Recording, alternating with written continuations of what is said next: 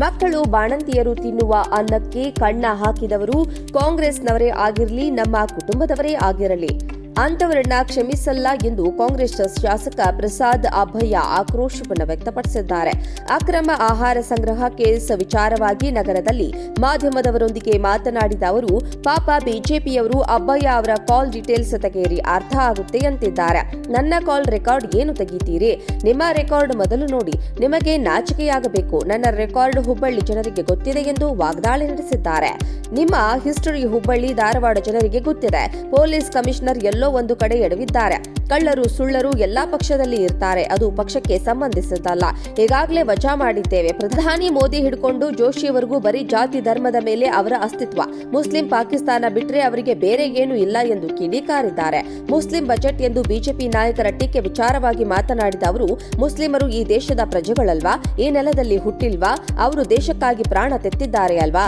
ಮುಖ್ಯಮಂತ್ರಿ ಸಿದ್ದರಾಮಯ್ಯ ಅದ್ಭುತ ಬಜೆಟ್ ಕೊಟ್ಟಿದ್ದಾರೆ. ಬಿಜೆಪಿ ನಾಯಕರು ಬೇಕಾಬಿಟ್ಟಿಯಾಗಿ ಮಾತನಾಡುತ್ತಾರೆ ಎಂದಿದ್ದಾರೆ.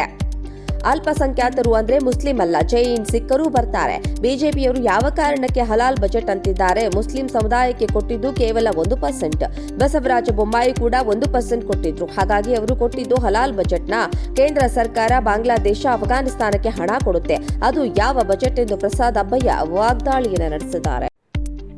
ಮಕ್ಕಳು ಬಾಣಂತಿಯರು ತಿನ್ನುವ ಅನ್ನಕ್ಕೆ ಕಣ್ಣ ಹಾಕಿದವರು ಕಾಂಗ್ರೆಸ್ನವರೇ ಆಗಿರಲಿ, ನಮ್ಮ ಕುಟುಂಬದವರೇ ಆಗಿರಲಿ, ಅಂತವರನ್ನ ಕ್ಷಮಿಸಲ್ಲ ಎಂದು ಕಾಂಗ್ರೆಸ್ ಶಾಸಕ ಪ್ರಸಾದ್ ಅಭಯ ಆಕ್ರೋಶವನ್ನು ವ್ಯಕ್ತಪಡಿಸಿದ್ದಾರೆ.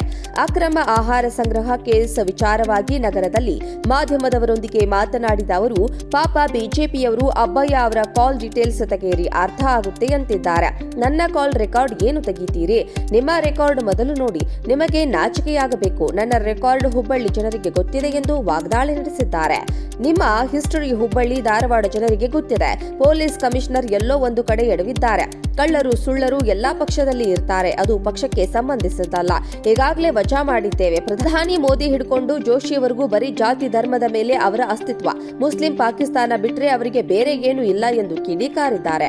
ಮುಸ್ಲಿಂ ಬಜೆಟ್ ಎಂದು ಬಿಜೆಪಿ ನಾಯಕರ ಟೀಕೆ ವಿಚಾರವಾಗಿ ಮಾತನಾಡಿದ ಅವರು, ಮುಸ್ಲಿಮರು ಈ ದೇಶದ ಪ್ರಜೆಗಳಲ್ವಾ? ಈ ನೆಲದಲ್ಲಿ ಹುಟ್ಟಿಲ್ವಾ? ಅವರು ದೇಶಕ್ಕಾಗಿ ಪ್ರಾಣ ತೆತ್ತಿದ್ದಾರೆ ಅಲ್ವಾ? ಮುಖ್ಯಮಂತ್ರಿ ಸಿದ್ದರಾಮಯ್ಯ ಅದ್ಭುತ ಬಜೆಟ್ ಕೊಟ್ಟಿದ್ದಾರೆ. ಬಿಜೆಪಿ ನಾಯಕರು ಬೇಕಾಬಿಟ್ಟಿಯಾಗಿ ಮಾತನಾಡುತ್ತಾರೆ ಎಂದಿದ್ದಾರೆ. ಅಲ್ಪಸಂಖ್ಯಾತರು ಅಂದ್ರೆ ಮುಸ್ಲಿಂ ಅಲ್ಲ, ಜೈನ್ ಸಿಖ್ಖರು ಬರ್ತಾರೆ. ಬಿಜೆಪಿಯವರು ಯಾವ ಕಾರಣಕ್ಕೆ ಹಲಾಲ್ ಬಜೆಟ್ ಅಂತಿದ್ದಾರೆ? ಮುಸ್ಲಿಂ ಸಮುದಾಯಕ್ಕೆ ಕೊಟ್ಟಿದ್ದು ಕೇವಲ 1%.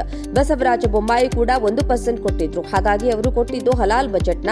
ಕೇಂದ್ರ ಸರ್ಕಾರ ಬಾಂಗ್ಲಾದೇಶ, ಅಫ್ಘಾನಿಸ್ತಾನಕ್ಕೆ ಹಣ ಕೊಡುತ್ತೆ, ಅದು ಯಾವ ಬಜೆಟ್ ಎಂದು ಪ್ರಸಾದ್ ಅಭಯ ವಾಗ್ದಾಳಿಯನ್ನು ನಡೆಸಿದ್ದಾರೆ. ಮಕ್ಕಳು ಬಾಣಂತಿಯರು ತಿನ್ನುವ ಅನ್ನಕ್ಕೆ ಕಣ್ಣ ಹಾಕಿದವರು ಕಾಂಗ್ರೆಸ್ನವರೇ ಆಗಿರಲಿ, ನಮ್ಮ ಕುಟುಂಬದವರೇ ಆಗಿರಲಿ, ಅಂತವರನ್ನ ಕ್ಷಮಿಸಲ್ಲ ಎಂದು ಕಾಂಗ್ರೆಸ್ ಶಾಸಕ ಪ್ರಸಾದ್ ಅಭಯ ಆಕ್ರೋಶವನ್ನು ವ್ಯಕ್ತಪಡಿಸಿದ್ದಾರೆ. ಅಕ್ರಮ ಆಹಾರ ಸಂಗ್ರಹ ಕೇಸ್ ವಿಚಾರವಾಗಿ ನಗರದಲ್ಲಿ ಮಾಧ್ಯಮದವರೊಂದಿಗೆ ಮಾತನಾಡಿದ ಅವರು, ಪಾಪ ಬಿಜೆಪಿಯವರು ಅಭಯ ಅವರ ಕಾಲ್ ಡೀಟೇಲ್ಸ್ ತೆಗೆಯಿರಿ, ಅರ್ಥ ಆಗುತ್ತೆ ಅಂತಿದ್ದಾರೆ. ನನ್ನ ಕಾಲ್ ರೆಕಾರ್ಡ್ ಏನು ತೆಗೀತೀರಿ? ನಿಮ್ಮ ರೆಕಾರ್ಡ್ ಮೊದಲು ನೋಡಿ, ನಿಮಗೆ ನಾಚಿಕೆಯಾಗಬೇಕು. ನನ್ನ ರೆಕಾರ್ಡ್ ಹುಬ್ಬಳ್ಳಿ ಜನರಿಗೆ ಗೊತ್ತಿದೆ ಎಂದು ವಾಗ್ದಾಳಿ ನಡೆಸಿದ್ದಾರೆ. ನಿಮ್ಮ ಹಿಸ್ಟರಿ ಹುಬ್ಬಳ್ಳಿ ಧಾರವಾಡ ಜನರಿಗೆ ಗೊತ್ತಿದೆ. ಪೊಲೀಸ್ ಕಮಿಷನರ್ ಎಲ್ಲೋ ಒಂದು ಕಡೆ ಎಡವಿದ್ದಾರೆ. ಕಳ್ಳರು ಸುಳ್ಳರು ಎಲ್ಲಾ ಪಕ್ಷದಲ್ಲಿ ಇರ್ತಾರೆ, ಅದು ಪಕ್ಷಕ್ಕೆ ಸಂಬಂಧಿಸಿದ್ದಲ್ಲ. ಈಗಾಗಲೇ ವಜಾ ಮಾಡಿದ್ದೇವೆ. ಪ್ರಧಾನಿ ಮೋದಿ ಹಿಡ್ಕೊಂಡು ಜೋಶಿಯವರೆಗೂ ಬರೀ ಜಾತಿ ಧರ್ಮದ ಮೇಲೆ ಅವರ ಅಸ್ತಿತ್ವ. ಮುಸ್ಲಿಂ ಪಾಕಿಸ್ತಾನ ಬಿಟ್ರೆ ಅವರಿಗೆ ಬೇರೆ ಏನೂ ಇಲ್ಲ ಎಂದು ಕಿಡಿಕಾರಿದ್ದಾರೆ. ಮುಸ್ಲಿಂ ಬಜೆಟ್ ಎಂದು ಬಿಜೆಪಿ ನಾಯಕರ ಟೀಕೆ ವಿಚಾರವಾಗಿ ಮಾತನಾಡಿದ ಅವರು, ಮುಸ್ಲಿಮರು ಈ ದೇಶದ ಪ್ರಜೆಗಳಲ್ವಾ? ಈ ನೆಲದಲ್ಲಿ ಹುಟ್ಟಿಲ್ವಾ? ಅವರು ದೇಶಕ್ಕಾಗಿ ಪ್ರಾಣ ತೆತ್ತಿದ್ದಾರೆ ಅಲ್ವಾ? ಮುಖ್ಯಮಂತ್ರಿ ಸಿದ್ದರಾಮಯ್ಯ ಅದ್ಭುತ ಬಜೆಟ್ ಕೊಟ್ಟಿದ್ದಾರೆ. ಬಿಜೆಪಿ ನಾಯಕರು ಬೇಕಾಬಿಟ್ಟಿಯಾಗಿ ಮಾತನಾಡುತ್ತಾರೆ ಎಂದಿದ್ದಾರೆ. ಅಲ್ಪಸಂಖ್ಯಾತರು ಅಂದ್ರೆ ಮುಸ್ಲಿಂ ಅಲ್ಲ, ಜೈನ್ ಸಿಖ್ಖರು ಬರ್ತಾರೆ. ಬಿಜೆಪಿಯವರು ಯಾವ ಕಾರಣಕ್ಕೆ ಹಲಾಲ್ ಬಜೆಟ್ ಅಂತಿದ್ದಾರೆ? ಮುಸ್ಲಿಂ ಸಮುದಾಯಕ್ಕೆ ಕೊಟ್ಟಿದ್ದು ಕೇವಲ 1%. ಬಸವರಾಜ ಬೊಮ್ಮಾಯಿ ಕೂಡ 1% ಕೊಟ್ಟಿದ್ರು. ಹಾಗಾಗಿ ಅವರು ಕೊಟ್ಟಿದ್ದು ಹಲಾಲ್ ಬಜೆಟ್ನ. ಕೇಂದ್ರ ಸರ್ಕಾರ ಬಾಂಗ್ಲಾದೇಶ,